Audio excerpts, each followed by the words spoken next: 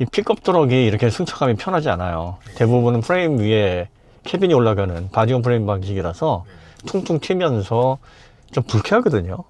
네, 그리고 그런 느낌을 좀 서스펜션을 무르게 세팅을 해서 좀 풀어놔 버리면 울렁울렁하고, 근데 얘는 잡아줄 때 잘 잡아주고, 그리고 그 바디온 프레임의 특유의 그 퉁퉁 튀는 느낌도 없고, 노즈업 노즈다운 현상이 일어나긴 하는데 이게 급격하게 또 빠르게 제어가 되니까 거의 뭐 모델 X보다 이게 오히려 더 낫지 않나 싶은데? 저도 그렇게 생각합니다. 저는 이제 예를 들어 저 뭐라고 하죠? 원페달 드라이브. 네네네. 원페달 드라이브가 얘가 더 편해요. 아, 개인적으로는. 왜냐면 처음 하시는 분들한테는 이 원페달 드라이브가 이게 쑥 갔다가 이렇게 멈추니까 울렁울렁 거리는 이 현상과 관련해 가지고 이 차가 전 더 없는 차 아닌가 거의 그런 느낌을 받았어요. 그게 이제 휠베이스가 거의 3.6m 정도에 달하거든요. 그러니까 이제 휠베이스가 경차 사이즈예요. 거기다가 5.7m 가까운 전장을 가지고 있으니까 이 앞뒤 흔들림이나 제어, 그리고 또 급출발 할 때 그 토크가 강하게 걸리는 느낌도 긴 휠베이스로 많이 상쇄를 시키는 그 역할도 좀 있죠. 어쨌든 운전이 너무 편해서 좀 놀랬고, 지금 아주 막히는 구간, 진짜 복잡한 구간을 일부러 가보고 있어요. 왜냐하면 데일리카로 이런 가다서다를 반복하는 곳에서 피로도가 어떤가를 봤는데, 이건 그냥 덩치 큰 테슬라예요. 네. 모델 3, 모델 Y와 다를 게 없어. 그러니까 이 경험에 테슬라 타시는 분들이 열광을 하는 게, 같은 경험을 하게 해주고 매일매일 새로운 걸 기대하게 해줘요. 1년 전과 1년 후가 달라. 지금까지 그런 차가 등장한 적이 없었거든요. 어떤 차도 아무리 좋고 아무리 사람들에게 동경을 받고 내가 평생의 드림카라고 하더라도 만족도가 계속 줄어들어야 되는데, 얘는 만족도가 오히려 올라간다는 얘기예요. 이걸 테슬라가 줬다라는 게, 기존의 제조사들이 이거 반드시 고려해보고 이 부분을 따라가지 못하면 결국은 경쟁을 대등하게 할 수 없다라고 저는 보고 있는 포인트가 바로 그거라고 봐요. 사이버트럭이 이제 성능 좋습니다, 뭐 가속 성능 끝내줍니다 라는 이야기를 많이 다루는데, 이렇게 막히는 시간에 이제 우리는 항상 이런 도로가 익숙하잖아요. 그럼 이제 이렇게 큰 차를, 이렇게 과하고 이렇게 부담스럽고 성능도 뛰어난 차를 이런 용도로 쓰는데 적합하냐, 쓸모 없을 것이다, 우리 환경에 너무 안 맞는다, 이렇게 말씀을 많이 하시는 분들이 계신데, 일단 차에 올라타고 운행을 해보면 매일 써도 되겠는데요, 이거? 그럼요. 네. 아무 문제 없습니다, 사실. 시내의 작은 오래된 건물들의 주차가 문제인 건 확실한데, 그 주차 문제를 제외하고 뭐 집에 또 회사에 넉넉한 주차 공간이 있고 뭐 운행 환경이 뒷받침만 된다 그러면 이렇게 막히거나 복잡하거나 이런 구간에서의 문제는 전혀 없네요. 저도 이제 타면서 어쨌든 타워 주차장 같은 것만 확인만 잘하면 될 것 같습니다. 그리고 어중간한 차들, 네네. 넓은 차, 제 생각에는 타이칸 정도 들어가는 데라면 얘도 걔가 긁힌다면 똑같이 얘도 긁히고. 타이칸이 워낙 낮고 예. 전장이 또 꽤 넓죠. 길어요. 길죠. 그래서 주차하기가 정말 까다로운, 거기다가 휠도 평평비가 낮은 타이어를 쓰기 때문에, 그러면 휠이 다 박살나 있어요. 그렇죠. 그게 제일 타이칸 타시는 분들 스트레스라 그러시더라고요. 특히 그 터보 S는 더군다나. 그게 이제 그 휠도 비싼데. 타이칸 터보 S는 그 감가상각 얼마나 보셨어요? 가슴 아픈 얘기인데. 계산은 안 했습니다, 사실. 그냥 안 하는 게 속편하죠, 그거. 빨리 보내고.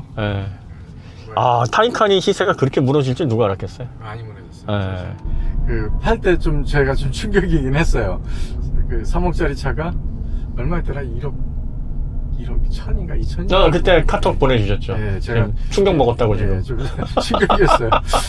파나메라를 팔았을 때 이게 1억 9,800 5년 타고 그렇게 받았어요. 우루스는 좀 더 받지 않으셨나요? 우루스는 2억 7천 정도 받았어요. 그러면 뭐 거의 러시아로 보낸다고 하더라고요. 거의 감가상각이 없다고 봐야 되겠네. 보유 기간 대비.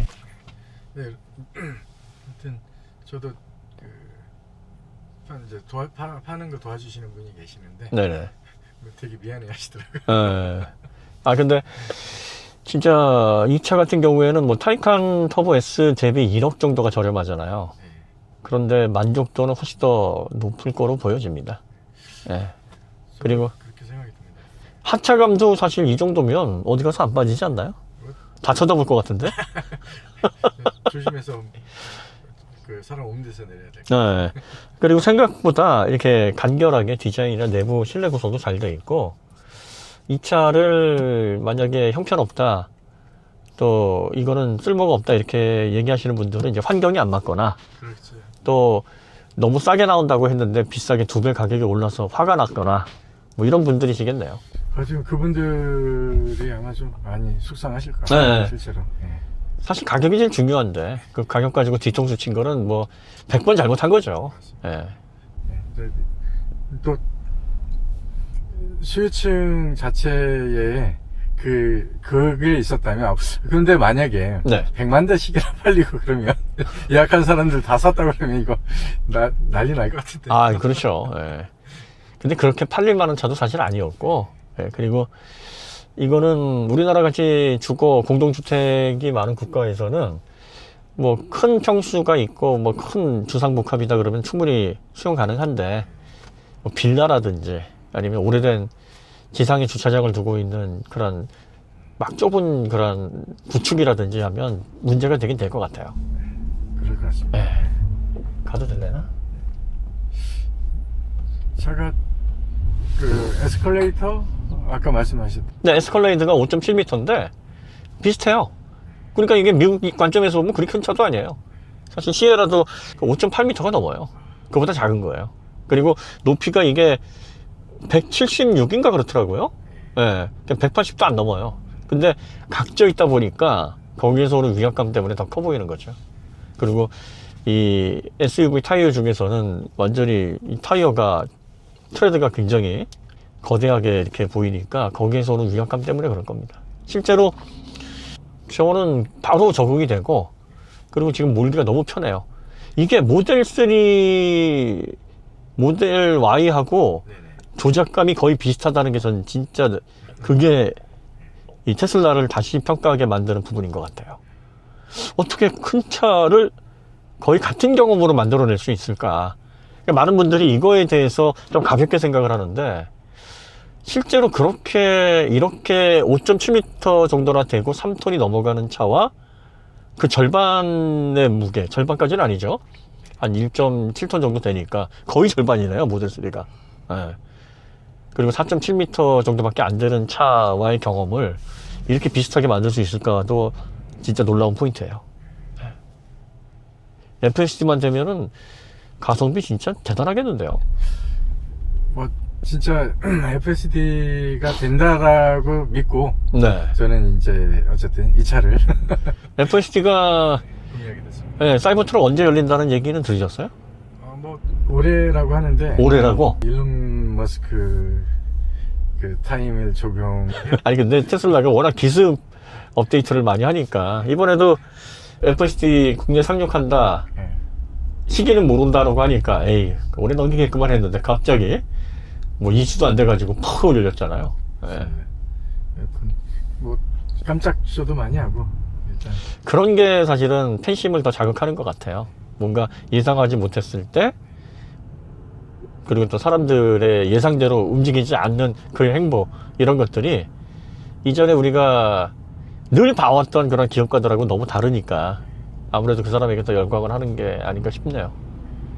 일단 이 사이버트럭은 일단 경험을 해보면 이 차의 가치나 뭐 가격 대비 성능, 그리고 또 뭐 기술력 이런 걸로 까기는 좀 어려울 것 같네요. 일단 비교 대상이 있어야 되는데 뭐 얘가 좋은지 나쁜지 비교할 수 있는 대상이 없어. 네. 대상이 없어. 그러니까 독보적이잖아요. 예. F150 라이트닝이라든지 허머 EV라든지 뭐 경쟁 모델은 있죠. 허머 EV 같은 경우 4.2톤이니까 또 205kWh 배터리로 막 물량으로 때려 넣긴 했으나, 뭐 지금까지 써보지 못했던 301 스테인리스 강을 썼다든지, 또 이렇게 제어 측면에서 48V로 전장을 승합을 하고 또 기존의 뭐 GM이라든지 뭐 캐딜락이라든지 이런 세부 차종과 확연하게 다른 특성이 아닌 테슬라는 거의 전 모델에서 비슷한 경험, 기대되는 그런 변화무쌍한 업데이트가 되는 차량이면서 편안하게 조작이 가능하고 또 이러한 전기전자 제어를 통해서 보다 진보된 경험을 얻는 면에 있어서는 정말 5개 모델이 전부 다 고르게 그게 분포가 돼 있으니까 모델 3를 사든 사이버 트럭을 사든 테슬라의 강점을 어떤 모델을 타든 느낄 수 있다라는 거, 이건 진짜 기존의 레거시들이 절대로 주지 못했던 감성인데 앞으로 전기차 전략을 하면서 바로 이 부분을 따라와야 된다라고 보고 있어요. 저는 전기차 시대에 제일 중요한 부분이 테슬라에서 다 가지고 있다고 봐요. 그러니까 이제 저 커다란 모니터. 이거 진짜 시원하네요. 메디 진빈가 이게? 일단 뭐 충전하면서 영화를 본다던가. 그렇죠. 이제 나중에 FSD가 된다고 가정하고 그러면 이 모니터의 역할이 절실하거든요. 근데 그거에 대한 그걸 딱 목표로 세워놓고 이렇게 한 거 아닌가. 또 스티어 바이 와이어니까 세워놓은 상태에서 또 레이싱 게임 휠로도 활용할 수도 있고 하니까. 그래서 제가 이제 차를 구매할 때요. 네. 저렇게 큰 모니터가 없으면 구매를 하지 않겠다. 여기에 익숙해지면 네. 가로로 이렇게 얇고 긴 건 좀 뭐랄까 어색하시겠네. 예. 예. 그게 정말 답답합니다. 이거 보다가 타이칸 딱 긴 것 이렇게 보잖아요. 특히 모델 3만 가지고도 비교가 너무 되니까 타기가 싫어졌어요. 자, 그럼 좋습니다. 장점은 이제 많이 얘기를 했고 단점을 한번 얘기해 보시죠. 단점이 있긴 있을 거 아니에요, 오너가 보는. 뭐 주차 불편하다라는 부분은 어떤 부분에선 동감하고요. 네네네. 어떤 부분에선 또 공감하지 않고 그래요, 제가. 공감 안 하시는 부분은 어떤 일단은 부분이신가요? 제 환경 자체가. 환경 자체가. 일단은 주차를 걱정할 만큼 그런 환경은 아니고요. 그리고 또 제가 강남이나 이제 어디 이동을 하더라도 그 네. 위치마다 네네. 다 이게 다 케어가 될 수 있는 위치들이고. 그래서 그죠, 뭐 주차비만 좀 나갈 뿐이지. 그렇죠. 네. 맞습니다. 그리고 그렇다고 친다면 뭐 제가 타이칸에서 겪었던 또는 람보르기니에서 겪었던 그 고통이 여기도 똑같지 않을까 이런 생각이 듭니다. 그 해당 지역은 그런 지역들은 기본적으로 네. 다른 차도 안 좋아요. 주차, 무슨 말이냐면 어떻게 보면은 네. 타이칸 터보 S가 더 신경 쓸 수도 있겠네요. 엄청 신기해요. 네. 얘는 그냥 밀고 네. 가도 돼요. 사실 느낌은 얘는 어때요? 평평비가 높으니까 네. 이게 좀 얕은 연석 같은 경우에는 그냥 무시하고 밟고 올라가는 하면 되는 건데 네. 타이칸은 진짜 땀나죠. 할 때 내 짝이요. 힐이 다 긁혀 있어요. 그것 때문에 감가가 더 된 거 아닙니까? 그럴 수 있을 거예요. 충분히. 그렇다. 그 다음에 이제 운행과 관련해 가지고 뭐 편의 장치라든지 실내 구성이라든지 이런 데에서 단점이 사실은 이것 때문에 테슬라를 사는 이유인 것 같아요. 통합 환경. 이런 통합 환경. 이게 이 차를 타든 저 차를 타든 같은 인터페이스. 요크 스티어는 어떠세요? 저는 이제 모델 3 같은 이제 퍼포먼스 같은 경우는 저기 요크로 바꿔놨어요. 요크 핸들로 바꿔놔가지고. 그리고 저는 이제 그 레이싱 이게 좀 배웠거든요. 왜냐하면 차를 슈퍼카를 당시 이제 타려면 최소한 그렇죠. 이 정도는 알아야 된다. 예를 들어 3시 9시 핸들. 그 다음에 돌릴 때 아래에서 위로 돌리고 위에 핸들이 뭐 없잖아요. 그렇죠. 그래서 그게 나중에 익숙해지다 보니까 요크 핸들이 더 편하다라는 걸 알게 됐어요. 요크 핸들이 많은 분들이 이제 오해를 하시는 게 우리가 9시 3시 얘기하잖아요. 얘 9시 3시밖에 못 잡아요. 그러니까 이게 생긴 것 자체가 그러니까 스티어링 휠 파지를 할 수 있는 가장 이상적인 형태긴 한데 록트록이 막 2.5바퀴, 3바퀴 막 이렇게 나오니까 이거 어떻게 돌리냐 하는데 이것도 스티어 바이 와이어라 한 바퀴 이상 돌릴 일도 없어요. 유턴할 때도. 그렇게 따지면 진짜 불편이 처음에 우리가 제기했던 거에 비해서는 거의 없다라고 봐야 되는 건 맞는 얘기 같아요. 맞습니다. 경기에 나가는 레이스카 보면 딱 이런 형태로 되어 있잖아요. 네네, 맞습니다. 직사각형으로. 레이스카는 록트록 자체가 크지 않아요. 그래서 그 한 바퀴 안에서 다 해결이 되니까 지금 얘가 스티어 바이 와이어로 그 환경을 구현을 했기 때문에 그래서 문제가 안 된다는 거예요. 얘가 뭐 2.5, 3 막 이렇게 록트록이 설정되어 있으면 이거 불편해서 못 돌리는데 레이스카 환경하고 비슷하게 편하게 돌릴 수 있으면서도 짧게 타각만 해도 얘가 충분히 선회를 할 수 있도록 마련을 해놨기 때문에 굳이 동그랗게 만들지 않아도 되는 거죠. 예. 그래서 그 카운터 할 때 3시, 9시, 그 다음에 약간 더 내려와서 5시, 7시인가요? 네네. 그래서 네. 각을 쳤을 때는 네. 이게 이렇게, 가장 안전한- 이렇게. 예, 예, 예. 맞습니다. 하여튼 뭐 테슬라는 이게 많은 사람들이 이제 경험을 하기가 좀 쉽지 않은 차이기도 해요. 첫 번째는 전기차니까 전기차에 대한 편견이 있는 사람들이 테슬라는 역사도 짧고 하니까 의심을 많이 한단 말이죠. 그리고 테슬라가 지금은 조금 대중적으로 가격이 많이 내려왔지만 처음부터 좀 비쌌어요. 그러다 보니까 그 돈이면 다른 레거시들의 하이브리드를 내연차를 사지라고 해서 더 배척을 했단 말이죠. 그 다음에 버튼류가 다 없어지고 뭐 이런 통합 OS를 기반으로 해서 이게 전혀 다른 사용자 경험을 선사하니까 이걸 새로운 기술이나 환경으로 보는 게 아니라 불편 요소로 보는 거죠. 그리고 이제 이 감성을 너무나 거기에 매료돼서 너무 많이 얘기를 하니까 귀에 못이 박힌다고 생각을 하는 거지. 야, 적당히 해. 맞습니다. 적당히 좀 하고. 그리고 이제 어린 친구들, 차를 좋아하는 친구들이 테슬라만 칭찬하면 좋은데 자꾸 다른 제조사를 깎아내려. 왜냐면 그게 본인들이 보기엔 너무나 당연한 생각인데 너희들은 왜 이렇게 못해? 이렇게 좋은 게 있는데 왜 저딴 걸 사? 이런 마음이었을 거잖아요. 그런데 그게 외부에서 보기에는 너무나 편협하게 느껴지는 거죠. 그래서 테슬라 타시는 분들 보면은 너무 좀 심한 분들도 좀 많아요. 여기 보면 또 그 너무 빠져있다. 답답한 거예요. 이걸 아시는 분들은 이게 빨리 다른 사람들도 이런 편리함과 이런 엄청난 경험을 통해서 좀 더 나은 생활을 했으면 하는 그 안타까움, 답답함, 이런 것들이 자꾸 표현이 되는 건데, 그럼 이제 사람들이 그래 알았어 좋네 나도 한번 경험해 볼게 하고 인정해 주면 되는데, 그걸 이제 테슬람이라고 막 욕하고 반목하고 오히려 막 조롱하고 막 이래 버리니까 나중에는 좋은 마음이 막 악에 바친 그런 반응으로도 연결이 되는 것 같아요. 근데 확실히 테슬라가 세상을 바꿔나가고 있고, 지금 자동차 회사로서 2,000조 시총을 달성한 건 역사상 처음 있는 일인데다가 전 세계 모든 자동차 회사를 다 합쳐도 테슬라 시총을 못 따라간단 말이에요. 테슬라가 그렇게 좋나요? 이런 입장이셨는데 예, 모델 3 퍼포먼스부터 서서히 이게 바뀌기 시작하시고 또 미국에 이렇게 출장을 오고 가시면서 경험을 또 해보시면서 서서히 매료가 되시다가 지금은 이제 차 사면 테슬라 사야 되는 거 아닌가요? 일전에 그 사이버 트럭 이제 배적을 받으셨다고 하면서 살짝 이렇게 좀 뭐랄까 확인을 해보시는 문자를 주셨잖아요. 예.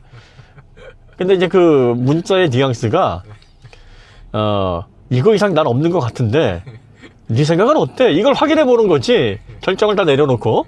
그래서 제가 그냥 무조건 가세요. 외부 소리는 듣지 마시고 무조건 가세요. 그랬더니 역시 제 판단이 맞죠? 이제 확인하시는 과정이셨는데, 정말 새로운 시대에 맞는 모빌리티라는 게 맞고, 기존의 레거시들이 이걸 빨리 대응할 수 있는 그런 혁신의 방향을 잡고 결과를 내지 못한다 그러면 10년 후, 20년 후에는 상당히 지금과 다른 양상으로 자동차 시장이 뒤집어 엎어질 거라는 건 명확한 사실이에요.